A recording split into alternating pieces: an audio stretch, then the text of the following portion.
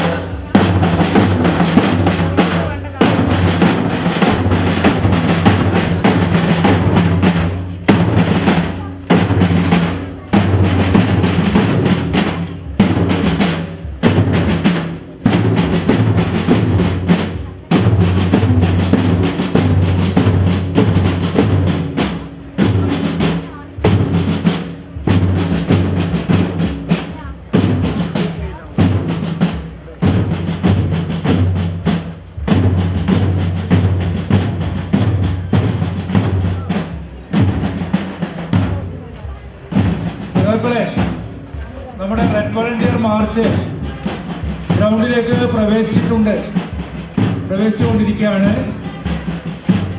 നമുക്ക് ഓരോ ഏരിയക്കും നിശ്ചയിച്ചിട്ടുള്ള സ്ഥലത്ത് അവർക്ക് പോളിനാകാനുള്ള സൗകര്യം ചെയ്തു കൊടുക്കണം. അവിടെ നിന്ന് സഖാക്കൾ 2 വർഷത്തേക്ക് മാറിക്കൊടുക്കേണ്ടതാണ്.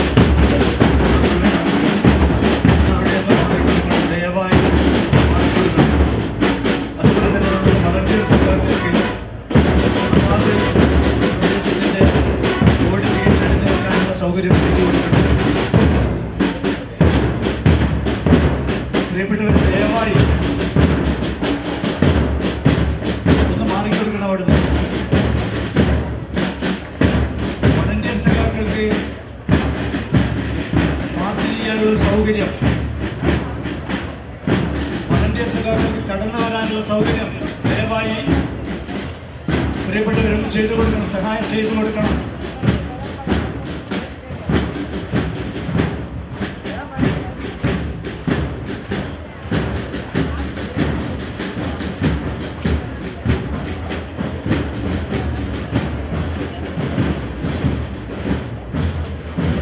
വളണ്ടിയർമാർ ശ്രദ്ധിക്കുക. സ്റ്റേജിന്റെ ഇടതുവശത്തുള്ള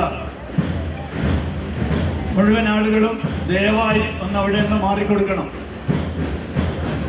വളണ്ടിയർ മാർച്ച് കടന്നു വരുന്നേയുള്ളൂ. വളണ്ടിയർ സഖാക്കൾക്ക് കടന്നു വരാനുള്ള വഴിയൊരുക്കി കൊടുക്കാൻ വളണ്ടിയർമാർ ശ്രദ്ധിക്കുക. പ്രിയപ്പെട്ടവരൊന്ന് സ്റ്റേജിന്റെ ഇടതുവശത്തുനിന്ന് ദയവായി ഒന്ന് മാറിക്കൊടുക്കുക.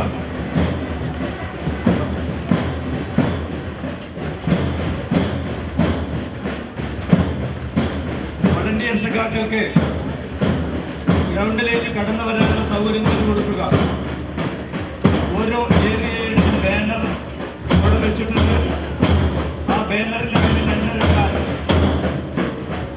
വളണ്ടിയർമാർ കടന്നു വരാൻ മുഴുവനാളുകൾ സഹകരിക്കുക.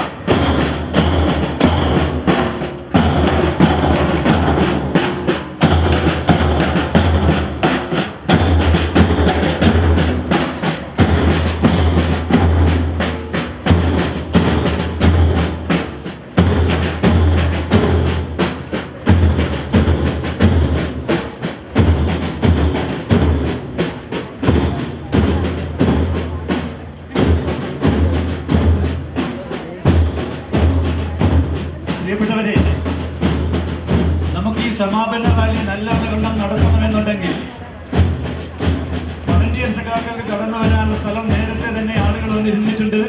ദയവായി അവരവിടുന്ന് സ്റ്റേജിന്റെ മുന്നിൽ നിന്ന് പിറകോട്ട് പോകണം. ദയവായി സംഘാടകരുമായി സഹകരിക്കുക. വളണ്ടിയർമാർക്ക് ഇരിക്കാനുള്ള സ്ഥലങ്ങളിൽ നിന്നും ബോർഡ് വെച്ച സ്ഥലങ്ങളിൽ നിന്നും ദയവായി നാട്ടുകാരൊന്ന് മാറിക്കൊടുക്കുക.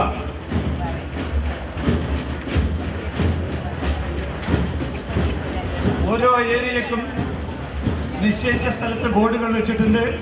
അവിടെ നിന്ന് നാട്ടുകാർ മാറിക്കൊടുക്കുക. അവിടെ വളണ്ടിയർമാർക്ക് ഇരിക്കാനുള്ള സൗകര്യം ചെയ്തു കൊടുക്കണം. ദയവായി ഇരിക്കാനുള്ള സൗകര്യം ചെയ്തു കൊടുക്കണം.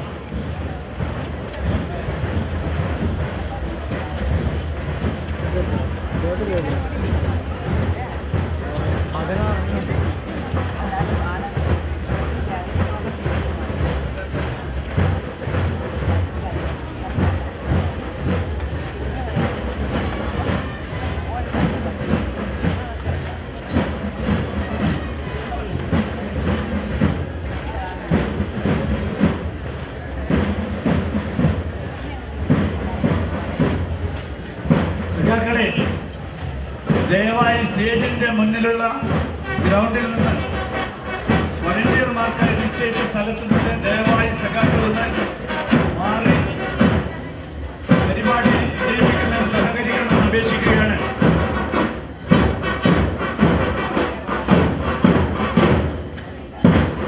പ്രിയപ്പെട്ട സഖാക്കളെ, ഗ്രൗണ്ടിന് മുന്നിലുള്ള ഏരിയകളിൽ ബോർഡ് വെച്ച സ്ഥലത്ത് നിന്ന് ദയവായി വളണ്ടിയർമാർക്ക് കടന്നു വരാനുള്ള സൗകര്യം ചെയ്തു കൊടുക്കുക.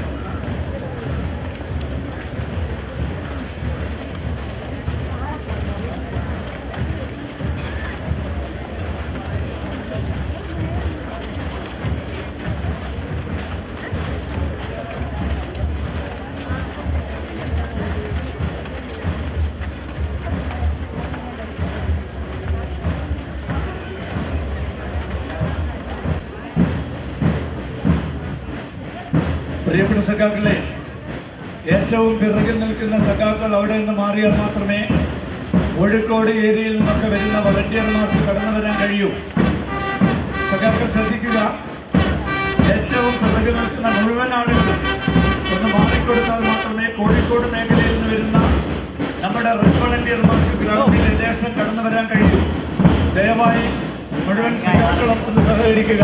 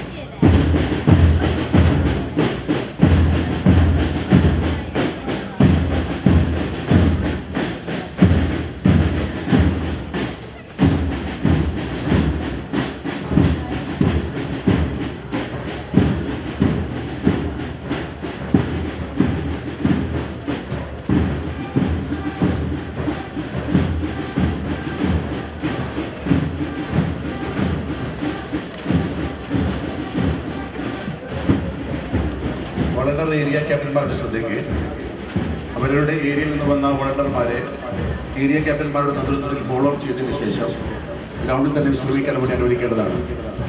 ഏരിയ വളണ്ടർ ക്യാപ്റ്റന്മാരുടെ ശ്രദ്ധയ്ക്ക് അവരുടെ ഏരിയയിൽ നിന്ന് വന്നിട്ടുള്ള മുഴുവൻ വളണ്ടർമാരെയും ഫോളോ അപ്പ് ചെയ്തതിനു ശേഷം ഗ്രൗണ്ടിൽ തന്നെ അവരുടെ ഉദ്ഘാടനം കഴിയുന്നതുവരെ തുടരാൻ വേണ്ടി നിർദ്ദേശിക്കേണ്ടതാണ്. ഓരോ ഏരിയ ക്യാപ്റ്റന്മാരും അവരുടെ വളണ്ടർമാരെ ഫോളോ അപ്പ് ചെയ്തതിനു ശേഷം ഉദ്ഘാടനം കഴിയുന്നതുവരെ ഗ്രൗണ്ടിൽ തന്നെ വളണ്ടർമാരുടെ തുടരാൻ നിർദ്ദേശം നൽകേണ്ടതാണ്.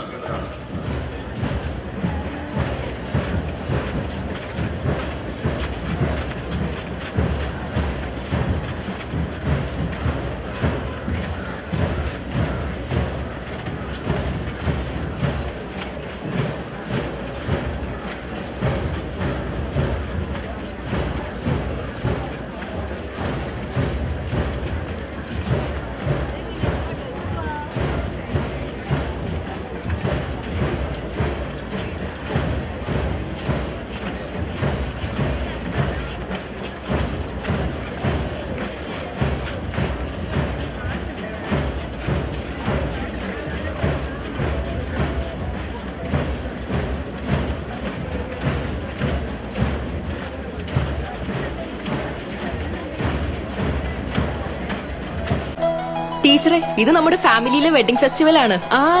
നമ്മുടെ ഫാമിലിയിലെ കല്യാണം. ഫാമിലിയിൽ കല്യാണമാണ്. ഗംഭീരമായ കളക്ഷനോടെ കല്യാണത്തിനൊരുങ്ങി ഫാമിലി വെഡിംഗ് സെന്റർ. അപ്പോ ടീച്ചർ കുടുംബസമേതം വരണം. ഓ, ആയിക്കോട്ടെ. Family wedding centre.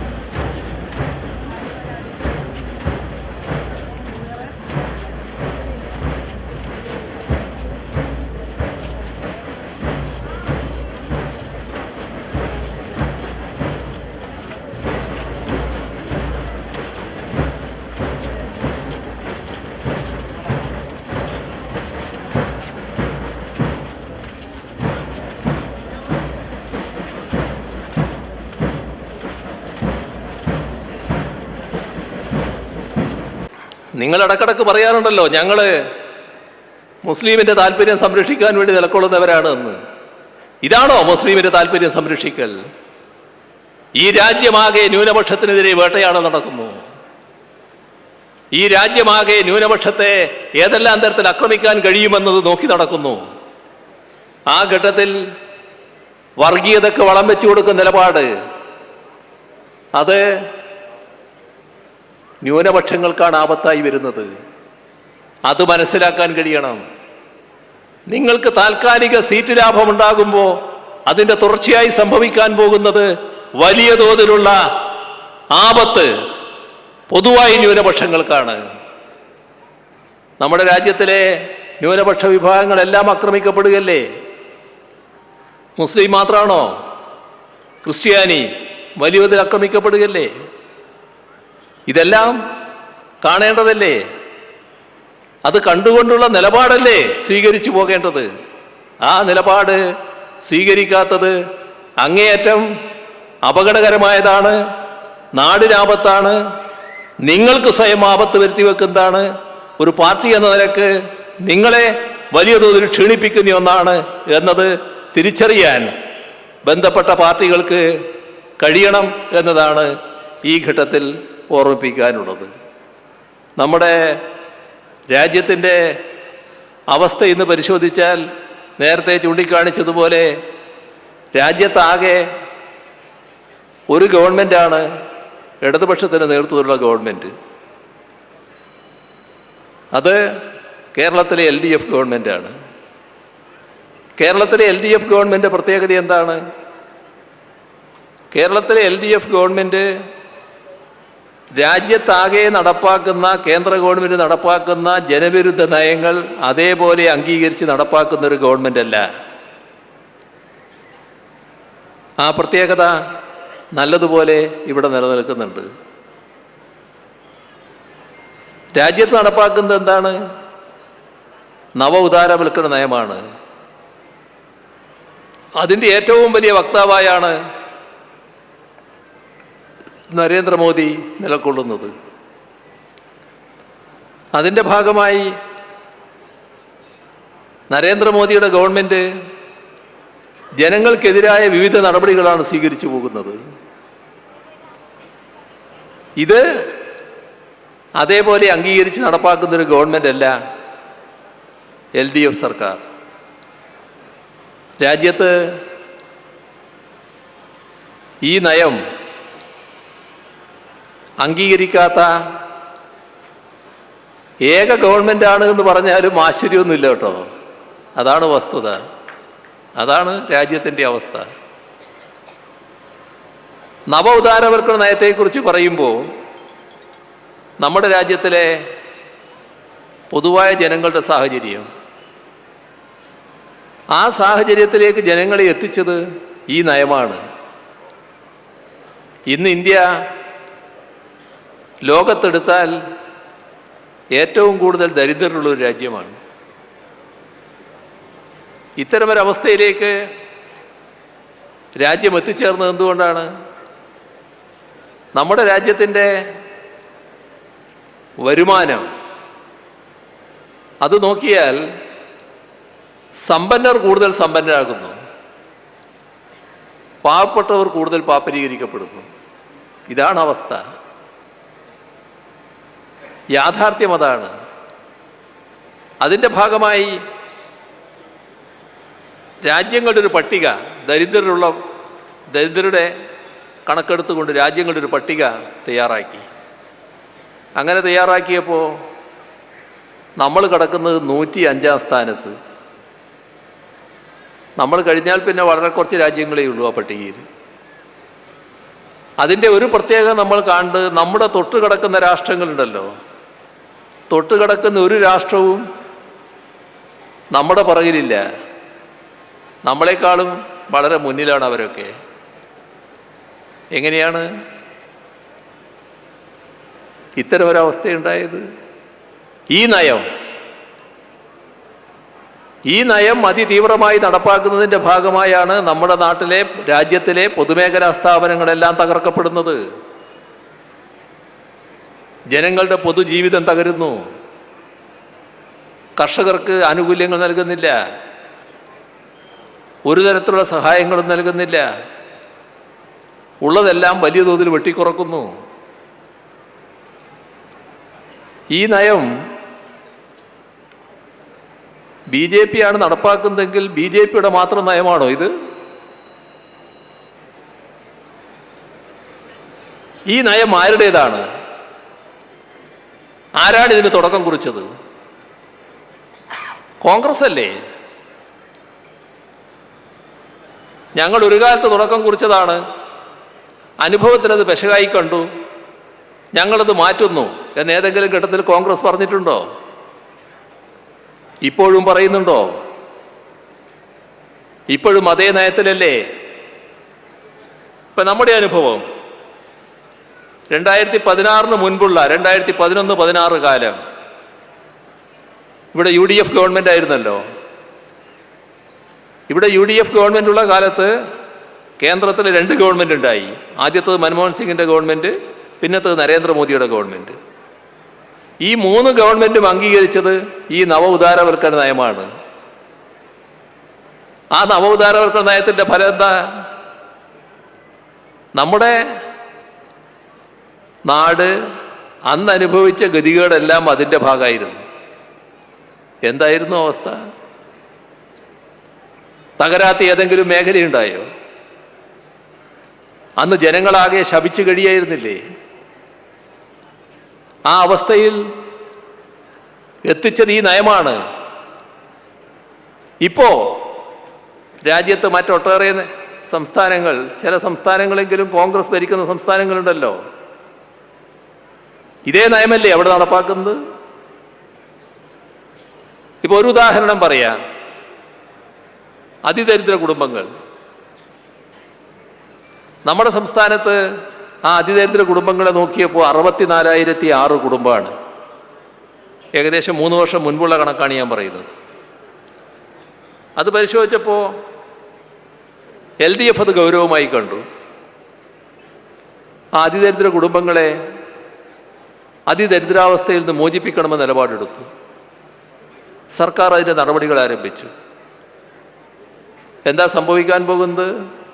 ഇത് 2025 നേരത്തെ പ്രഖ്യാപിച്ചതാണ്. 2025 നവംബർ 1. ആ നവംബർ 1 ആകുമ്പോൾ ഇന്ത്യ രാജ്യത്ത് കേരളമെന്ന സംസ്ഥാനം അതിദരിദ്ര കുടുംബങ്ങളൊന്നുമില്ലാത്ത ഒരു സംസ്ഥാനമായി മാറും എന്ന് നേരത്തെ പ്രഖ്യാപിച്ചിട്ടുണ്ട്. അത് യാഥാർത്ഥ്യമാക്കാൻ പോവുകയാണ്.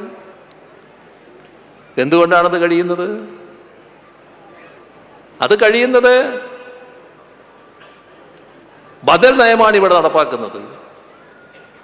ജനങ്ങൾക്ക് വേണ്ടിയുള്ള നയമാണ് നടപ്പാക്കുന്നത്. ഇപ്പം ഞങ്ങൾ പാവപ്പെട്ട നമ്മുടെ ജനങ്ങൾക്ക് ക്ഷേമ പെൻഷൻ എന്ന നിലക്ക് 1,600 രൂപ കൊടുക്കുമ്പോൾ ഇന്ത്യ ഗവൺമെൻറ് വക്താക്കൾ വന്ന് പറഞ്ഞല്ലോ അത് കൊടുക്കാൻ പാടില്ല എന്ന്. നിങ്ങൾ ഇത്രയും തുക എങ്ങനെ കൊടുക്കുന്നു? കൊടുക്കുന്നെങ്കിൽ തന്നെ ഇത്രയധികം തുക കൊടുക്കേണ്ടതില്ല. ഞങ്ങൾ അത് അംഗീകരിച്ചോ? അതിനകത്ത് അവരുടെ നയത്തിൻ്റെ ഭാഗം. ഇവിടെ ആ പാവപ്പെട്ടവരെ സംരക്ഷിക്കുക എന്നുള്ളത് സർക്കാർ സ്വീകരിച്ചു പോകുന്ന ഒരു നിലപാടാണ്. LDFൻ്റെ നയമാണ്. അതുകൊണ്ടാണ് നേരത്തെ 600 രൂപ ഉണ്ടായിരുന്നത് 1,600ലേക്ക് വർദ്ധിപ്പിച്ചത്. അത് കൃത്യമായി നൽകാനായിരുന്നു പെൻഷൻ കമ്പനി ഉണ്ടാക്കിയത്. അതിനാണ് തടയിടാൻ നോക്കിയത്. പെൻഷൻ കമ്പനി വാങ്ങുന്ന പണം സംസ്ഥാനത്തിൻ്റെ വായ്പയായി പരിഗണിക്കുമെന്ന് തീരുമാനിച്ചു. അപ്പോൾ ആ വരുമാനം തടയലായിരുന്നു ഉദ്ദേശിച്ചത്. എങ്കിലും കൃത്യമായി കാര്യങ്ങൾ നിർവഹിച്ചു പോവുകയാണ്. വല്ലാതെ സാമ്പത്തികമായി ഞെരുക്കലും ശ്വാസം മുട്ടിക്കലും വന്നപ്പോൾ ചില കുടിശ്ശികകൾ വന്നു. സർക്കാർ പറഞ്ഞു ആ കുടിശ്ശികയടക്കം കൃത്യമായി കൊടുത്തു തീർക്കും, മാസം തോറും കൃത്യമായി പെൻഷൻ നൽകുന്നവരെ സ്വീകരിക്കും. അതല്ലേ ഇപ്പോൾ നടന്നുകൊണ്ടിരിക്കുന്നത്. നേരത്തെ പ്രഖ്യാപിച്ചതുപോലെ ഈ വർഷം 2 ഗഡുക്കൾ കുടിശ്ശിക കൊടുത്തു തീർത്തില്ലേ? അപ്പോൾ എന്താണോ LDF പറയുന്നത് അത് അതേ രീതിയിൽ നടപ്പാക്കുക എന്നുള്ളത് തന്നെയാണ്. 2016 വരെയുള്ള UDF കാലത്ത് കേരളം തകർന്നു കിടക്കുന്നതിൻ്റെ മാറ്റം നമ്മൾ കാണുന്നില്ലേ? നമ്മുടെ ഈ റോഡ് ഈ നിലയിൽ ആർക്കെങ്കിലും ഊഹിക്കാൻ കഴിയുമായിരുന്നോ? ഇങ്ങനൊരു മാറ്റം ഇവിടെ ഉണ്ടാകുമെന്ന് ആരെങ്കിലും ഊഹിച്ചിരുന്നോ? കൊണ്ട് ഇവിടെ ഒരു മാറ്റവും ഉണ്ടാവില്ല. നമ്മൾ വടകരയിൽ നിന്ന് കോഴിക്കോട് പോക്കാണെങ്കിൽ അതിന് ഒരുപാട് സമയം എടുക്കേണ്ടി വരും എന്ന കണക്കൂട്ടലിൽ നിന്നിരുന്നത്. എന്തുകൊണ്ടായിരുന്നു? ആ പദ്ധതി തകർത്തതുകൊണ്ടല്ലേ? പദ്ധതിക്ക് ഒരു നടപടിയും സ്വീകരിക്കാത്തതുകൊണ്ടല്ലേ? 2016 LDF വന്നിരുന്നില്ലെങ്കിൽ ഈ റോഡ് നാഷണൽ ഹൈവേ ഇന്നത്തെ നിലയിൽ കാണുമായിരുന്നോ? കുറച്ച് കഴിഞ്ഞാൽ നല്ല വേഗതയിൽ പോകുന്ന റോഡായിട്ടത് മാറുമല്ലോ. ആ നിലയിലേക്കല്ലേ കാര്യങ്ങൾ നീങ്ങിക്കൊണ്ടിരിക്കുന്നത്. അതും തടയാൻ പറ്റുമെന്ന് ചിലർ നോക്കുന്നുണ്ട്. പക്ഷെ അതൊന്നും തടയാൻ കഴിയുന്ന കാര്യമല്ല എന്ന് എല്ലാവർക്കും അറിയാം. കാരണം നിശ്ചയിച്ചതുപോലെ നടത്തും എന്നത് ഉറപ്പായിട്ടുള്ള കാര്യമാണ്. അതിനകത്ത് യാതൊരു സംശയവും ഉണ്ടാക്കേണ്ട കാര്യമില്ല. എന്തൊക്കെ കാര്യങ്ങളാണ് നമ്മുടെ നാടിൻ്റെ വികസനവുമായി ബന്ധപ്പെട്ട കാര്യങ്ങൾ പരിശോധിച്ചാൽ 90,000 കോടി രൂപയുടെ വികസന പദ്ധതികളാണ് കിഫ്ബി മുഖേന നമ്മൾ ഏറ്റെടുത്തിട്ടുള്ളത്. ആ പദ്ധതികൾ നടക്കരുതെന്ന് ആഗ്രഹിക്കുന്നവരുണ്ട്. അപ്പോൾ കിഫ്ബി മുഖേന പദ്ധതികൾ നടപ്പാക്കുന്നത് തടയാൻ വേണ്ടിയാണ് കിഫ്ബി എടുക്കുന്ന വായ്പ സംസ്ഥാനത്തിൻ്റെ വായ്പാ പരിധിയിൽപ്പെടുത്തുമെന്ന് പറഞ്ഞത്. ഒരു ചോദ്യം കേന്ദ്രത്തോട് സ്വാഭാവികമായും ചോദിച്ചു. നിങ്ങളുടെ കയ്യിൽ, കേന്ദ്രത്തിൻ്റെ കയ്യിൽ നാഷണൽ ഹൈവേ അതോറിറ്റി പോലുള്ള കുറേ സ്ഥാപനങ്ങളുണ്ടല്ലോ, അവരൊക്കെ എടുക്കുന്ന വായ്പ കേന്ദ്ര ഗവൺമെൻറ് വായ്പാ പരിധിയിൽ പെടുത്തിയിട്ടില്ലല്ലോ. അതിനുത്തരവില്ല. പറഞ്ഞ ഉത്തരം, നിങ്ങളെന്തുകൊണ്ടാണ് അതിന് പെടുത്താതെ കിഫ്ബിയെ ഇതിൽ പെടുത്തുന്നത് എന്ന് ചോദിച്ചപ്പോൾ പറഞ്ഞ ഉത്തരം, കിഫ്ബിക്ക് സ്വന്തമായി വരുമാനമില്ല. ഒരു തരത്തിലുള്ള സാമ്പത്തിക പ്രയാസവും കിഫ്ബിക്ക് ഉണ്ടായിട്ടില്ല. അതിന് കൃത്യമായ വരുമാനം നേരത്തെ ഉറപ്പാക്കിയിട്ടുണ്ട്. പക്ഷേ പ്രത്യക്ഷത്തിലുള്ളൊരു വരുമാനം എന്താണ് അവർ ഉദ്ദേശിക്കുന്നതാണ് തോന്നുന്നത്. ഏതായാലും കിഫ്ബിയുടെ പ്രവർത്തനം മന്ദീഭവിപ്പിക്കുക, തടയുക, അതാണ് ഉദ്ദേശമെങ്കിൽ അതിനോട് പൊരുത്തപ്പെടാൻ സംസ്ഥാനത്തിന് കഴിയില്ല. നമുക്കത് ആവശ്യമാണ്. നമുക്ക് വിവിധ മേഖലയിൽ വികസിക്കണം, വിവിധ മേഖലയിൽ പുരോഗതി ഉണ്ടാവണം, അതിന് പണം ചെലവിടണം. ആ പണം ചെലവിടാൻ മാത്രം നമ്മുടെ സംസ്ഥാന ഖജനാവിന് ഇപ്പോൾ ശേഷിയില്ല. അതിന് മറ്റൊരു സ്രോതസ്സ് വേണം. ആ കിഫ്ബിക്ക് അതിന് പറ്റുന്ന രീതിയിൽ എന്തെങ്കിലും മാറ്റം വേണമെങ്കിൽ ആ മാറ്റമടക്കം കൊണ്ടുവന്ന് കിഫ്ബിയെ നിലനിർത്തുമെന്നുള്ളത് തന്നെയാണ് ആ കാര്യത്തിൽ പറയാനുള്ളത്. ഒരു തരത്തിലുള്ള തകർച്ചക്കും നാടിൻ്റെ തകർച്ചയ്ക്കിടയാക്കുന്ന ഒരു കാര്യത്തിനും കൂട്ടുനിൽക്കാൻ സംസ്ഥാന സർക്കാരിന് കഴിയില്ല. ഇപ്പോൾ നമ്മുടെ കേരളത്തിലെ എല്ലാ കുടുംബങ്ങളും വളരെയധികം ബന്ധപ്പെട്ട് നിൽക്കുന്നതാണല്ലോ വിദ്യാഭ്യാസവുമായി ബന്ധപ്പെട്ട കാര്യങ്ങൾ. വിദ്യാഭ്യാസ രംഗത്ത് പൊതുവിദ്യാഭ്യാസ മേഖല എത്ര വലിയ തകർച്ചയായിരുന്നു നേരിട്ടത്. 2016 എന്തൊരു വേദനയായിരുന്നു പൊതുവിദ്യാഭ്യാസൽപരരായ ആളുകൾക്ക്. ഇപ്പോൾ ആരുടെയെങ്കിലും മനസ്സിൽ വേദനയുണ്ടോ? നേരത്തെ 5 ലക്ഷം കുട്ടികൾ കൊഴിഞ്ഞുപോയി എന്ന് പരാതിപ്പെട്ട സ്ഥാനത്തല്ലേ 10 ലക്ഷത്തിലധികം കുട്ടികൾ പൊതുവിദ്യാഭ്യാസ രംഗത്തേക്ക് കടന്നു വരുന്ന കാഴ്ച നമ്മൾ കണ്ടത്. അതിനെ ഒന്നിനൊന്ന് മെച്ചപ്പെടുത്താനുള്ള നടപടികളിലേക്കല്ലേ നമ്മൾ നീങ്ങിക്കൊണ്ടിരിക്കുന്നത്. അവിടെ കുട്ടികളുടെ പിഞ്ചു മനസ്സിൽ ദേശവിരുദ്ധമായ വികാരങ്ങൾ, ചരിത്രവിരുദ്ധമായ കാര്യങ്ങൾ അടിച്ചേൽപ്പിക്കാനുള്ള ശ്രമം കേന്ദ്ര ഗവൺമെൻറ് നടത്തുമ്പോൾ അരുത് എന്ന് പറയാൻ കേരളത്തിലൊരു ഗവൺമെൻറ് ഉണ്ടായല്ലോ. നിങ്ങൾ പറയുന്നത് അതേപോലെ പഠിപ്പിക്കാനല്ല, ഞങ്ങൾ യഥാർത്ഥ വസ്തുക്കൾ തന്നെ പഠിപ്പിക്കും എന്ന് പറഞ്ഞ് പാഠപുസ്തകങ്ങൾ ആ തരത്തിൽ തയ്യാറാക്കിയല്ലോ. നല്ല മികവോടെ വിദ്യാഭ്യാസം നിലനിൽക്കുകയല്ലേ. ഉന്നത വിദ്യാഭ്യാസം വെറുതെ എല്ലാവരോ മാറ്റങ്ങൾ ഉണ്ടാകുന്നത്. 2016 അവസ്ഥയെടുത്താൽ നമ്മൾ എത്രയോ പുറകിലായിരുന്നു. വിദ്യാഭ്യാസത്തിൽ നമ്മൾ പൊതുവിൽ നേട്ടങ്ങൾ ഉണ്ടാക്കിയെന്നാണ് നമ്മൾ അവകാശപ്പെടുന്നെങ്കിലും മികവിൻ്റെ കാര്യത്തിൽ നമ്മൾ പുറകിലായിരുന്നു. 2016 അവസ്ഥയെടുത്താൽ ഒരു യൂണിവേഴ്സിറ്റിയും രാജ്യത്തെ ആദ്യത്തെ 100-നകത്തില്ല. എല്ലാം പുറത്താണ്, അത്ര പുറകിലാണ്. ഞങ്ങൾ യൂണിവേഴ്സിറ്റി വൈസ് ചാൻസലർമാരെ വിളിച്ച് ചർച്ച ചെയ്തു. ഇത് മാറണ്ടേ എന്ന് ചോദിച്ചു. മാറണമെന്ന് അവർ സമ്മതിച്ചു, അവർ ശ്രമിച്ചു. സർക്കാർ അതിനാവശ്യമായ പിന്തുണ നൽകി. ആ പിന്തുണയിൽ കിഫ്ബിയുടെ പണവുമുണ്ട്. എല്ലാം പൂർണ്ണമായി എന്ന് പറയുന്നില്ല, പക്ഷെ ഇപ്പോൾ എന്താ സ്ഥിതി എന്നറിയോ? ഇപ്പോ രാജ്യത്തെ ആദ്യത്തെ 1 ഡസൻ യൂണിവേഴ്സിറ്റികൾ എടുത്താൽ അതിൽ 3 യൂണിവേഴ്സിറ്റികൾ നമ്മുടെ കേരളത്തിൻ്റെതാണ്. Kerala university, Cochin university, Gandhi university. നമ്മുടെ യൂണിവേഴ്സിറ്റി കാലിക്കറ്റ് യൂണിവേഴ്സിറ്റി 43-ാം സ്ഥാനത്തുമുണ്ട്, 100-ന് പുറത്തല്ല. ഇതാണ് മാറ്റം. നിരവധി കോളേജുകൾ ഇപ്പോ നല്ല മികവിൻ്റെ കേന്ദ്രങ്ങളായി മാറിയിരിക്കുന്നു. രാജ്യത്ത് അംഗീകരിക്കപ്പെടുന്ന വിദ്യാഭ്യാസ സ്ഥാപനങ്ങളിൽ കുറേ എണ്ണം കേരളത്തിലുണ്ടായിരിക്കുന്നു. ഇത് മാറ്റമല്ലേ? നമ്മൾ ആഗ്രഹിക്കുന്നത് ഇവിടെ നിൽക്കണമെന്നല്ല, ഇനിയും മുന്നേറണം, ഇനിയും മാറണം. കേരളത്തെ ഉന്നത വിദ്യാഭ്യാസത്തിൻ്റെ ഹബ്ബാക്കി മാറ്റാനാണ് സർക്കാർ ശ്രമിച്ചുകൊണ്ടിരിക്കുന്നത്. അതിൻ്റെ ഭാഗമായി മറ്റ് രാജ്യങ്ങളിലെ കുട്ടികളടക്കം ഇങ്ങോട്ട് വരണമെന്നാണ് ആഗ്രഹിക്കുന്നത്. അതല്ലേ നടന്നുകൊണ്ടിരിക്കുന്നത്? ആ ഒരു പ്രോസസ്സിലല്ലേ നമ്മൾ നിൽക്കുന്നത്? ഇവിടെ കേരളത്തെ സംബന്ധിച്ച് 2016 വരെയുള്ള ചിത്രം എന്തായിരുന്നു? ഒരു വ്യവസായവും ഇങ്ങോട്ട് വരില്ല. കാരണം നമുക്ക് പശ്ചാത്തല സൗകര്യമില്ല, മറ്റു കാര്യങ്ങളില്ല, പിന്നെ കുറേ കുറ്റങ്ങൾ, ഇപ്പോൾ എന്തെല്ലാം കുറ്റങ്ങൾ പറയാൻ പറ്റുമോ ആ കുറ്റങ്ങളൊക്കെ അടിച്ചേൽപ്പിക്കുകയായിരുന്നു. ഇല്ലാത്ത ഒരുപാട് കാര്യങ്ങൾ പ്രചരിപ്പിക്കുകയായിരുന്നു. LDF അധികാരത്തിൽ വന്നപ്പോൾ ക്ഷമാപൂർവമുള്ള പ്രവർത്തനമാണ് ആരംഭിച്ചത്. നമ്മുടെ സംസ്ഥാനത്തെ ഒരു നിക്ഷേപ സൗഹൃദ സംസ്ഥാനമാക്കി മാറ്റണം. വിവിധ തരത്തിലുള്ള ഇടപെടലുകൾ നടന്നു. വ്യവസായികളുടെ യോഗം നടന്നു, തൊഴിലാളി പ്രതിനിധികളുടെ യോഗം നടന്നു, നമ്മുടെ നിയമങ്ങളിൽ മാറ്റം വന്നു, ചട്ടങ്ങളിൽ മാറ്റം വരുത്തി.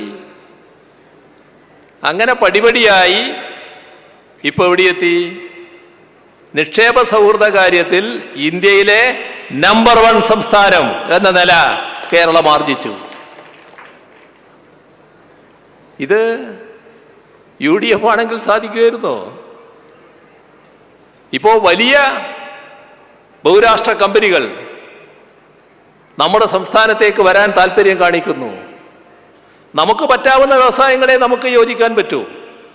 പക്ഷെ നമുക്ക് പറ്റാവുന്ന ഒരുപാട് വ്യവസായങ്ങളുണ്ട്, നല്ല വ്യവസായങ്ങളുണ്ട്. നമ്മുടെ കുട്ടികൾ, നമ്മുടെ യുവാക്കൾ നല്ല രീതിയിൽ വിദ്യാഭ്യാസം ആർജിച്ച് അവരാർജിച്ച കഴിവനുസരിച്ചുള്ള തൊഴിൽ നോക്കുമ്പോൾ അതിനു പറ്റിയ സ്ഥാപനങ്ങൾ ഇവിടെ ഇല്ലെങ്കിൽ വിഷമിക്കും. ആ സ്ഥാപനങ്ങൾ ഇവിടെ വരാൻ പോകുന്നു. ഇവിടെ പഠിക്കുന്ന കുട്ടികൾ വ്യവസായ സ്ഥാപനങ്ങളിലേക്ക് ആവശ്യമായ തരത്തിലുള്ള മികവ് സമ്പാദിക്കുന്നില്ലെങ്കിൽ അവരാ വ്യവസായ സ്ഥാപനങ്ങളിൽ നിന്ന് പിന്തള്ളപ്പെട്ടു പോകും. അതുകൊണ്ട് വിദ്യാഭ്യാസ സ്ഥാപനങ്ങളെയും വ്യവസായ സ്ഥാപനങ്ങളെയും പരസ്പരം ബന്ധിപ്പിക്കുന്നു, ആവശ്യമായ കോഴ്സുകൾ കൊടുക്കുന്നു. വലിയ മാറ്റമല്ലേ ആ രംഗത്ത് കാണാൻ കഴിയുന്നത്? ഈ മാറ്റം UDFന്റെ കാലത്താണെങ്കിൽ ഉണ്ടാകുമായിരുന്നോ? UDFനാണെങ്കിൽ ഉണ്ടാക്കാൻ പറ്റുമോ? അവർക്ക് തമ്മിലടിക്കാനല്ലേ നേരം ഉണ്ടാവൂ, മറ്റൊന്നിനും നേരം ഉണ്ടാവില്ല. ഇപ്പൊ തന്നെ കാണുന്നില്ലേ, ഒന്നും ഇല്ലാതെ തന്നെ ആകാശത്ത് തമ്മിലടിച്ചുകൊണ്ടിരിക്കുന്ന കാഴ്ച നമ്മൾ കാണുന്നില്ലേ? അതല്ലേ UDFന്റെ പ്രകൃതം. നാടിനോട് പ്രതിബദ്ധത, നാടിൻ്റെ വികസനത്തിൽ താല്പര്യം, ജനങ്ങളുടെ ക്ഷേമം വർദ്ധിപ്പിക്കാൻ താല്പര്യം. ഇതാണ് ഒരു ഗവൺമെന്റ് വേണ്ടത്. അതിനാണ് LDF സർക്കാർ ശ്രമിച്ചുകൊണ്ടിരിക്കുന്നത്.